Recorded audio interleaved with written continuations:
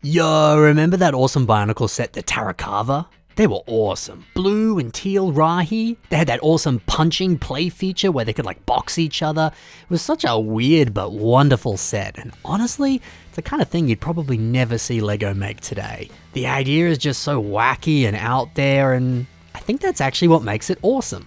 But a builder by the name of Obsessionist, who also goes by Seth, has reimagined the Tarakava in a new light, calling it the Mantis Tarakava. This revamp is really out there, really different, and really awesome. In this episode, let's talk about the inspiration behind this build, and also discuss the cool techniques and the designs that went into making this phenomenal MOC. There's a lot to love about this one. So this MOC is based off of two different things according to Seth. One is a sea serpent, that's fair enough, I can totally see that. The other is a mantis shrimp. Now the idea of this being based off of a mantis shrimp is actually really clever. If you're not familiar with a mantis shrimp, here's what one looks like. I think the bright colors and that unique face design certainly look similar to how Seth has built his version of the Tarakava. But I think the coolest thing about the mantis shrimp is actually the way that they punch. To shed a bit more light on that, this is what Google says about the mantis shrimp. The mini-weight boxing title of the animal world belongs to the mantis shrimp, a cigar-sized crustacean with front claws that can deliver an explosive 60-mile-per-hour punch. As cool as that fact is, who measures things by comparing them to cigars? What? Anyway, they're cool because they punch stuff real fast and all that. It was sick. And since the original Tarakava set also had that awesome punching function, it just kind of makes sense to base them off of this. I mean, what a lovely reminder that the animal kingdom is just a brilliant source for both LEGO and mocking inspiration. So do that, guys. After this video, go to the zoo, see some cool animals, learn stuff, and come back inspired to build. Yeah. This build does actually have a punching functionality to it. Here's a few videos showcasing the actual punching mechanic. It's fun, but man, how cool would it be to build another one just like this, but all in blue instead of teal, and then you could have punching matches with your friends. Heck yeah. Anyway, the idea of making this so that the fists have these red armor pieces on them, these specifically being from the Star Wars Ultra Build Praetorian Guard figure, that was a nice choice. It looks a little bit like boxing gloves, which is, fun and funny, and I guess it just makes it a little bit more obvious that, these are, things that punch. But the way that the piece looks, it also gives off the vibes of some sort of like scales or other kind of armor that you might see on some kind of crustacean, exoskeletons and all that sort of stuff.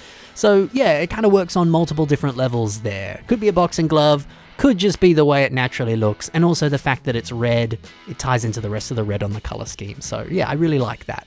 Oh yeah, and he even has tiny little feet like a shrimp would. Look at his silly little feet, what a cutie. And speaking of cutie, look at that adorable face.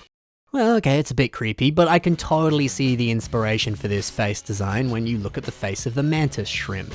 And for that, I love it. And the best part of this face has to be this fantastic eye design. It's using some of the printed dish pieces that came on the Van Gogh Starry Night set. You can see them up in the corner over here. I just love that. What a clever way of using that part, and since this is a toweringly huge MOC, it's great that you can actually use a larger piece like this for an eye design. Because, it's a little bit too big to use for eyes on a standard Toa build, unfortunately. But yeah, great part use for sure. It's also really nice to see that original teal Kakama mask on the very front of the nose here.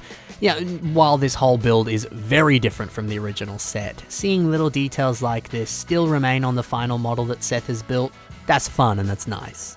Oh, and let's not forget, it is a pleasure to see so much teal on this MOC. It's such a beautiful color, and seeing so much of it at once is kind of a really rare and precious thing. Yay.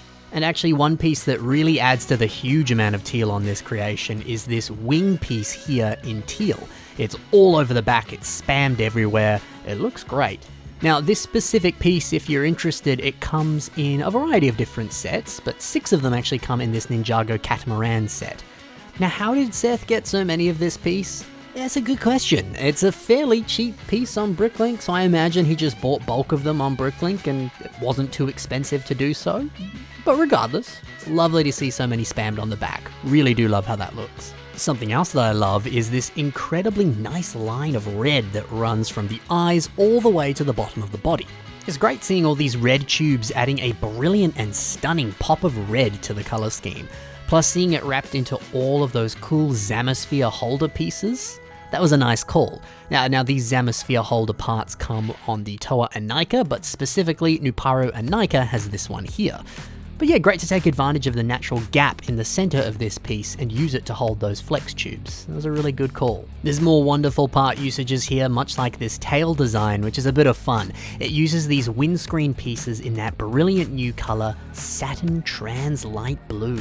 Oh, it's so pretty. It's nice to know that Satin Trans Light Blue partners very well with teal. And also this design is just stunning. It mimics a shrimp tail pretty well, and I'm sure that was the intention. Another cool piece that's been used on this MOC are these disc pieces on the treads. Now these are Dimensions discs that come on the bases for the characters and the builds seen in the LEGO Dimensions video game sets.